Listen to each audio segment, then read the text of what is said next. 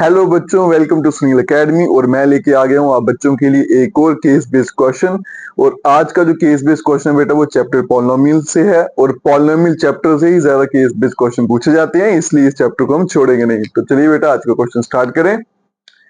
A parabola in the is the graph that result from a x square plus b x plus c. तो कहता है कि ये जो इक्वेशन दे रखी है आपको a x square plus b x plus c, ये किसी पैराबोला को रिप्रेजेंट करती है। फिर उसके बाद में पैराबोला के बारे में कुछ डिस्क्राइब किया हुआ, उसकी जरूरत नहीं है हमें। क्वेश्चन पे चलते हैं सीधा बेटा। If A parabolic trajectory is represented by this, right it zero. तो यहाँ देखिए बेटा आपको एक क्वाड्रिकेशन दे रखी है, ठीक है। तो इसके मुझे जीरोस निकलने हैं। तो जीरोस कैसे लिखेंगे बेटा, मिलेटन स्प्लिटिंग से सॉल्व करते हैं। तो ये एक्स स्क्वायर फैक्टर क्या बन जाएंगे, -3x माइनस एक्स प्लस 3।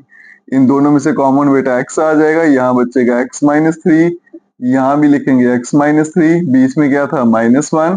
तो आपके सामने x माइनस 3 और x माइनस 1, ठीक है। दो फैक्टर आ गए। तो अगर इसको जीरो पुट कर लेंगे बेटा तो यहाँ से x के लिए क्या आएगी 3 और 1। आप यहाँ पे भी इसको लिख लीजिए, ठीक है। तो इसके दो जीरोस लिखने थे बेटा, तो वो क्या आ गया आपके 3 और 1। जीरो से इसके दो ही रहेंगे क्योंकि x की हाईएस्ट पावर 2 है। और में पूछा गया था write a parabolic trajectory whose one zero is 4 and sum of zero is 0। अब इसको देखिए बेटा कैसे सॉल्व करना है।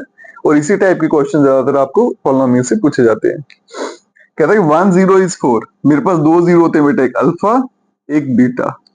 एक 0 4 है तो मैं अल्फा को क्या मान लेता हूँ बेटा 4, और बीटा मुझे पता नहीं है, लेकिन इतना जरूर दे रखा है कि सम ऑफ जीरो इज 0। इसका मतलब सम ऑफ जीरो का मतलब क्या है, अल्फा प्लस बीटा। इसका आंसर क्या आएगा बेटा 0। उसमें से अल्फा का आंसर 4 है, तो बेटा बीटा का आंसर कितना होने वाला है -4, ठीक है जी। उसके बाद क्या करना था मुझे, ट्राजेक्टरी, पैराबोलिक ट्राजेक्टरी मतलब इक्वेशन लिखनी थी, और आपको जीरो जो थे वो गिवन थे। अगर आपको जीरोस गिवन है तो इक्वेशन कैसे लिखी जाती है बेटा, अगर आपको याद हो एक्स स्क्वायर, यहाँ पे लिखा जाता है sum of zero into x plus product of zero equals to 0।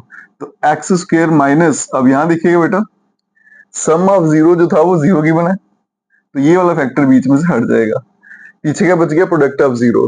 तो एक जीरो मेरे पास 4 है, दूसरा -4 है बेटा, प्रोडक्ट करूंगा कितना आ जाएगा आपके पास माइनस का 16 इक्वल्स टू 0।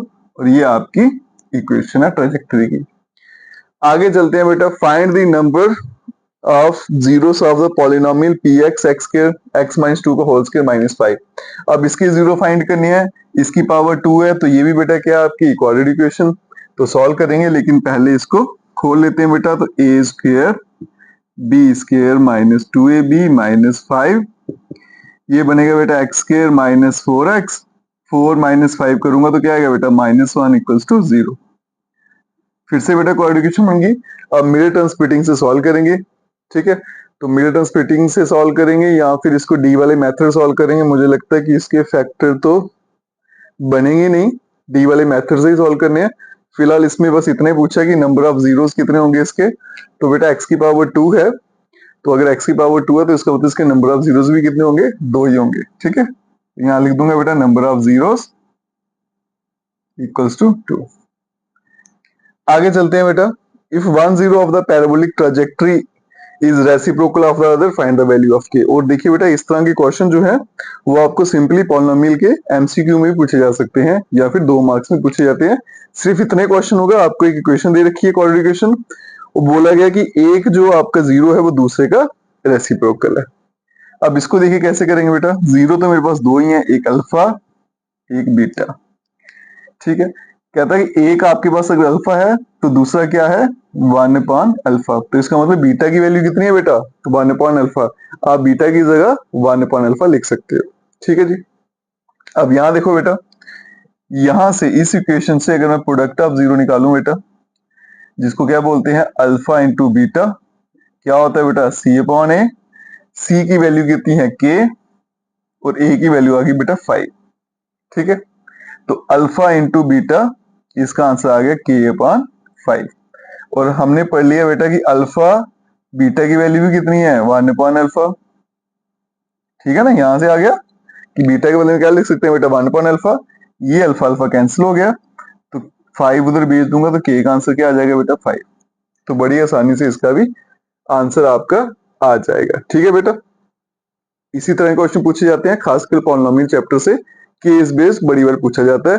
बाकी बेटा वीडियो को ज्यादा से शेयर करें, चैनल को लाइक सब्सक्राइब शेयर कमेंट जरूर करें। Best of luck.